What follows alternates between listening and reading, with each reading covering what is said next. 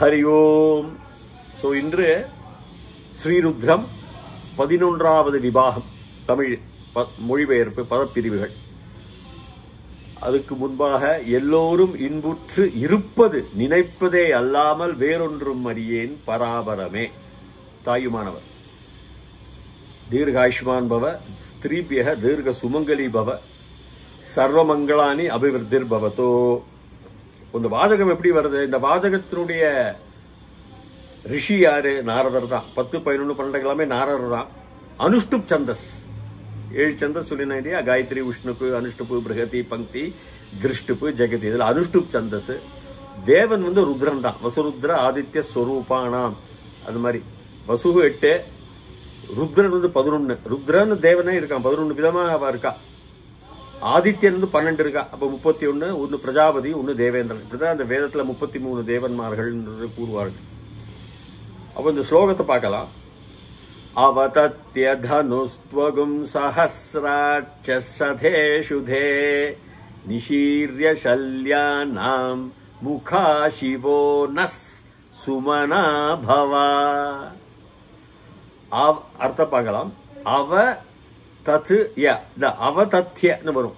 அவங்கிறது உபசர்க்கம். அதாவது ஒரு வார்த்தைக்கு முன்னாடி பிரிஃபிக்ஸ் என்பது, அதற்கு முன்னால் சேர்க்கக்கூடிய ஒரு வார்த்தை, அதுக்கு அழுத்தம் கொடுக்கக்கூடியது. நான் சொன்ன மாதிரி பெரிய, மிக, அப்படி பெரிய, அந்த மாதிரி. அவங்கிறது புரிந்து கொள்ளுதல், தெரியுதல்,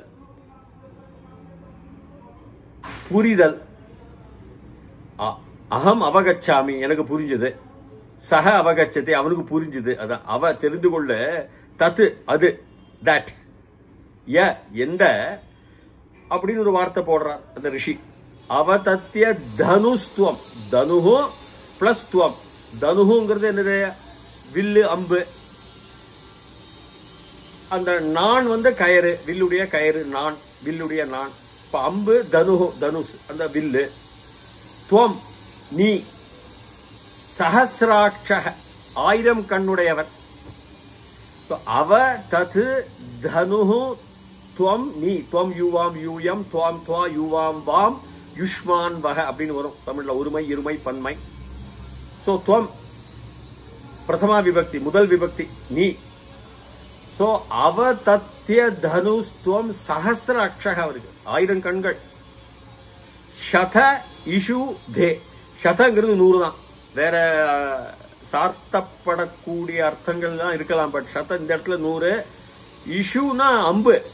ஆனா இந்த தே இன் தட், அதில், அம்புகளில். அம்புகள் எங்க இருக்கும்னா அந்த அம்புகளுடைய கூடை இருக்கும். அம்பு கூடைகள் கூறுவார்கள் இல்லையா? அந்த குவிவர்பாங்க ஆங்கிலத்தில். அந்த அம்பை வைத்துக் கொண்டு இருக்கக்கூடிய அந்த கூடைகள், அது சதம் இருக்கு அவருக்கு. 1000 கண்கள் மட்டும் இல்ல, 100 இந்த அம்புகளை தாங்கக்கூடிய அந்த சதேஷு தே. தே தாங்கிறது எப்பவுமே ஒரு திரு. அதெல்லாம் தாங்கிக் கொள்ளுதல், உடுத்திக் கொள்ளுதல், காப்பாற்றுதல், உலகத்தை தாங்குதல், அந்த மாதிரிலாம் அந்த திரு எல்லாம் வரும். சத இஷுதே அதான் அதனுடைய அர்த்தம். 1000 கண்கள் உடையவன், 100 அம்பு கூடைகள் உடையவன். இஷுகு தனியா எடுத்தா அம்பு தான். இஷவக அம்புகள், பன்மை. இஷுகு இஷு இஷவக அப்படின்னு ஒரு குருஹு குரு குரவக. உகாராந்த புன்லிங்க சப்தம், பிரதமா விபக்தி. அப்போ அவதத்ய தனுஸ்துவம் சஹஸ்ர அக்ஷக சத இஷு தே தான்.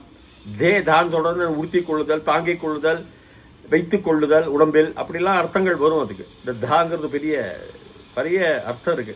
தாக்கு நிறைய அர்த்தங்கள் இருக்கு. கொல்லக்கூடியது ஆல்சோ.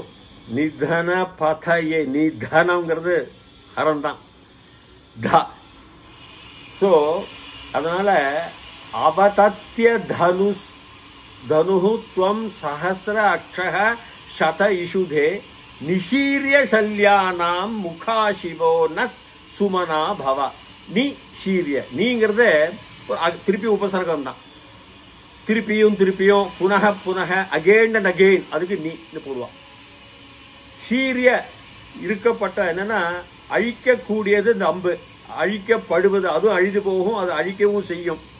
இந்த சல்யானாம், சல்யம் பொதுவாக மலையாளத்துல என்ன அர்த்தம்னா தொந்தரவு. ஐயோ சகிக்க முடியாத தொந்தரவு, ட்ரபிள், கஷ்டம். சல்யானாம், ஷஷ்டி விபக்தி பகுவச்சனம் புன்லிங்கம். அது என்ன அர்த்தம்னா அம்புகள் உடைய சல்யங்கள், அதான் அர்த்தம். உடைய பொசசிவ் கேஸ். ஆறாவது விபக்தி ஷஷ்டி உடைய பொசசிவ் ஆங்கிலத்தில். அம்புகளுடைய சல்யானாமுடைய அதுகளுடைய தொந்தரவு தான் எப்போதுமே.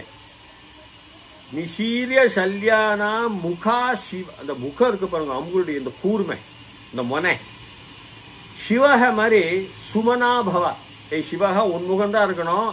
சுமனா இருக்கட்டும். பவ யூ ஷுட் பி இருக்கட்டும். பூதாத்து வந்து இருத்தல் அர்த்தம். பவ இங்கிறது இருக்கணும் அப்படின்னு ஒரு ஆக்ஞா, ஒரு ஆர்டர். பவ ததாஸ்து பவ பவதோ, அது மாதிரி. அப்போ அந்த முனைகள் வந்து அழிக்கக்கூடிய முனைகளா அம்புகளா இருந்தாலும் அதனுடைய முனைகள் வந்து சிவகா ஒன்ன மாதிரி அது சாந்தமா இருக்கணும். சுமனசோட, நல்ல மனசு, பவித்திரம். சூங்கிறது ஒரு உபசர்க்கம். சூங்கிறது எப்பொழுதுமே சுமங்கலம் சொல்ற மாதிரி தான். மங்களம் சுமங்கலம், ஒரு அழுத்தம் தரக்கூடிய ப்ரிஃபிக்ஸ் அந்த வார்த்தைக்கு. மங்களத்துக்கு முன்னாடி சூ போட்டா இது இன்னும் ஜாஸ்தி, பெரிய, மிகப்பெரிய. சுமனா பவா இருக்கட்டும். அதாவது அம்புகள் எங்களை பார்த்து அழிக்க வேண்டாம், கொடூரமாக இருக்க வேண்டாம்.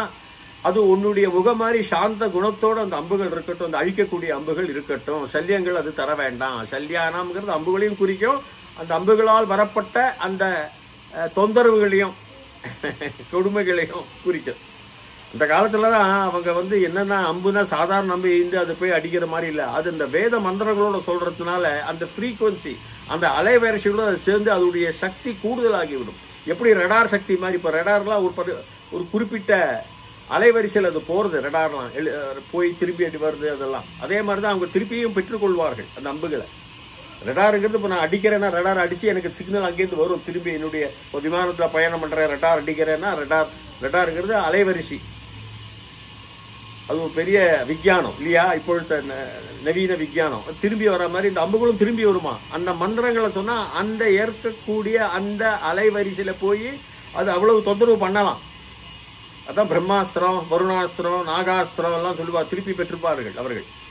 அதனுடைய சக்தியெல்லாம் நமக்கு தெரியல. இப்போ எல்லாம் அழிந்து விட்டது. அந்த ரகசியங்கள்லாம் நிறைய, அந்த மந்திர சக்திகள்லாம் ஒரு ஃப்ரீக்வன்சி இருக்கு. அதான் சந்தஸ்ங்கிறாங்க. ஸோ சிவபெருமானே, உன்னுடைய 1000 கண்கள் உடையவனே, 100 சதம் வச்சுட்டு இருக்கிற அந்த அம்பு கூடைகளை வச்சுக்கின்ற அம்புகளை வச்சுக்கின்ற அந்த கொடிய அம்புகளை எல்லாரும் அழிக்கக்கூடிய அம்புகளை வச்சுட்டு இருக்கிறவன் சுமனாபவ. அந்த இந்த முகம்ங்கிறது அந்த முனையை குறிக்கிறது. அது சுமனா இருக்கட்டும், யாரையும் அழிக்க வேண்டாம், எங்களை ஆசீர்வாதிக்கட்டும்னு சொல்ற மாதிரி இந்த அர்த்தத்துல ரிஷி கூறுகின்றார். ஸோ இத்துடன் இந்த 11வது ஸ்லோகத்தை முடித்துக் கொள்கிறேன். மீண்டும் தொடர்கின்றேன். அதுவரைக்கும் பூயாத் தாவத் சுபமங்கலம். தயவுசெய்து என்னுடைய இந்த சேனலை பதிவு செய்தீர்களே ஆனால் தொடர்ச்சியாகவே இந்த மொழிபெயர்ப்புகள் வந்து கொண்டிருக்கும். ஹரி ஓம்.